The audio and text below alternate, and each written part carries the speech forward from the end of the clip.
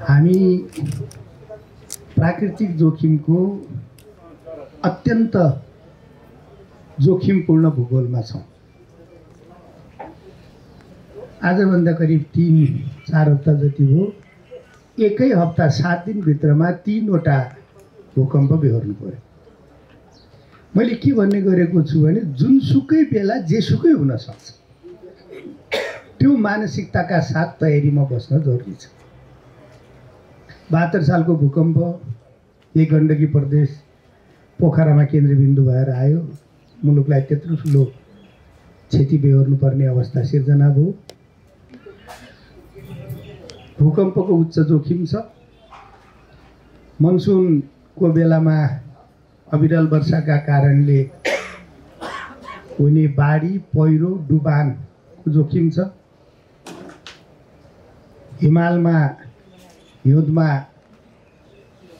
चिसो लाग्ने, लेक लाग्ने, तराईमा गर्मीमा लु लाग्ने, आजभोलिको जस्तो सिजनमा आग लागि हुने, पहाडमा चट्याङ खस्ने, तराईमा अरू खालका विभिन्न विपदका समस्याहरू हुने।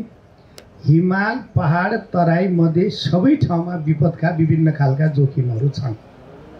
त्यसो भएको हुनाले यो जोखिमबाट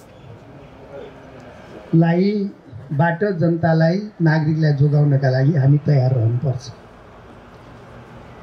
4वटा टायरमा जोखिमको प्रतिकार गर्ने, जोखिमबाट उत्पन्न विषम परिस्थितिलाई सम्बोधन गर्नका लागि 4वटा टायरमा हाम्रा संयन्त्रहरू, सङ्गठनहरू छन्। केन्द्रमा प्राधिकरण छ, जसलाई हामी विपद जोखिम न्यूनीकरण तथा व्यवस्थापन प्राधिकरण भन्छौँ।